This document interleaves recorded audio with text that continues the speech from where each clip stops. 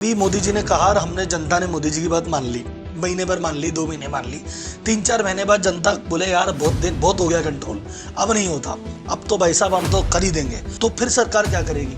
देखिए, मुझे लगता है कि गवर्नमेंट बहुत कड़े कदम उठा सकते हैं और हिस्ट्री ये बोल रहा है, पहले ही हो चुका है। पहले क्या हुआ था?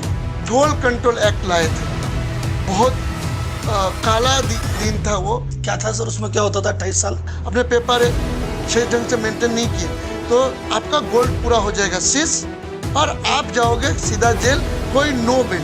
अगर मान लो गोल्ड की लिमिट है, मान लो 5 तोला रखना है और अगर 5.5 पे निकल गया तो जब्त और जेल। तो स्मगलिंग बहुत जबरदस्त होने लगी। स्पेशल 26 करके एक फिल्म था अक्षय कुमार का, उसमें एक नकली सीबीआई बन के रेड करता है, वो भी उस दौर की रियल कहानी से प्रेरित था। भी मोदी जी ने कहा और हमने जनता ने मोदी जी की बात मान ली। महीने भर मान ली, 2 महीने मान ली, 3-4 महीने बाद जनता बोले यार बहुत हो गया कंट्रोल, अब नहीं होता, अब तो भाई साहब हम तो कर ही देंगे। और अगर तो फिर सरकार क्या करेगी? देखिए, मुझे लगता है कि गवर्नमेंट बहुत कड़े कदम उठा सकते हैं अगर ज्वेलर्स ने या मैन्युफैक्चरर ने या जनता ने गवर्नमेंट का अपील को नहीं माना, सीरियसली नहीं लिया, तो बहुत कड़े कदम गवर्नमेंट उठा सकते हैं और हिस्ट्री ये बोल रहा है, पहले ही हो चुका है। पहले क्या हुआ था? पहले क्या हुआ था, 1962 को जब इंडो चाइना का वॉर हुआ, हमारा देश में इकोनॉमिक क्राइसिस आ गया, तो हमारे उस टाइम के प्रधानमंत्री थे जवाहरलाल नेहरू, उन्होंने अपने फाइनेंस मिनिस्टर मोरारजी देसाई को बोला कि भाई क्या करना चाहिए, तो उन दोनों मिलके गोल्ड कंट्रोल एक्ट लाए थे। बहुत काला दिन था वो गोल्ड कंट्रोल एक्ट, 1962 से 1990 तक चला। अच्छा, लगभग 28 साल। यस। क्या था सर उसमें? क्या होता था 28 साल? आप ये समझ लीजिए, ये ज्वेलरी इंडस्ट्री के डार्क साइड था। मतलब आज भी मैं उस दिन को याद करता हूँ ना, तो मेरे को डर लगता है, इतना पैनिक लायक था उस टाइम। क्या था कि आप गोल्ड कंट्रोल एक्ट में आपका जो इन्वेंट्री लिमिटेशन था कि आप एक लिमिट तक ही आप सोना रख सकते अपने दुकान में, मैन्युफैक्चरर एक लिमिट तक ही सोना रख सकता था, प्योरिटी पे रेस्ट्रिक्शन था, इंपोर्ट पे रेस्ट्रिक्शन था।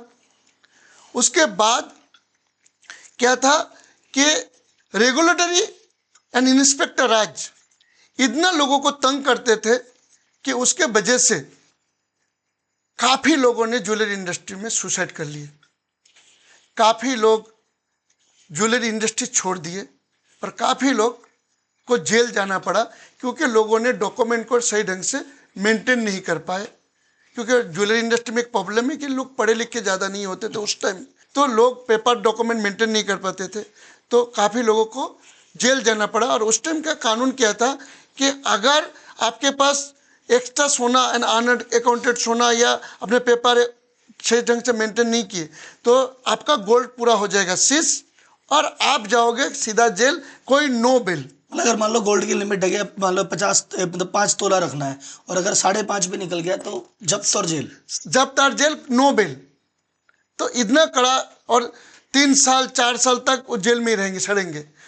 तो ये डर से लोगों ने काफ़ी बिजनेस छोड़ दिए, इंस्पेक्टर राज बढ़ गया, करप्शन बढ़ गया, लोग क्योंकि इंपोर्ट के ऊपर रेस्ट्रिक्शन था तो स्मगलिंग बहुत जबरदस्त होने लगा। आप पुराने सब लोग हिंदी फिल्म में पुराना देखते थे ना कि सोना स्मगलिंग, वो उसी दौर की कहानी है सब, और रियल स्टोरी से प्रेरित है।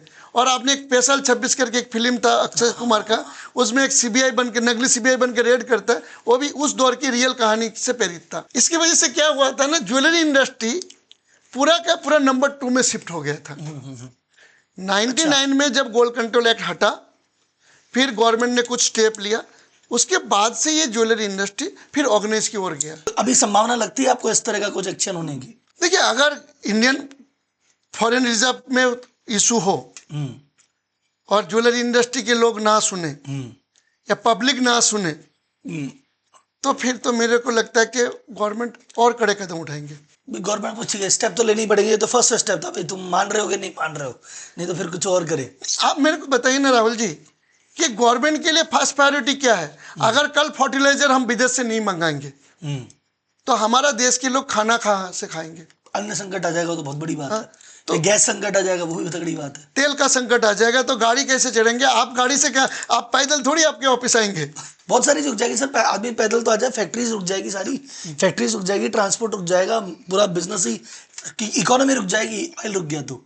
ये तो आप समझ लीजिए कि मोदी जी का ये अपील है। हाँ, बट आप जानते हो मोदी जी ने इससे पहले काफी चीजों में कड़े स्टेप लिए।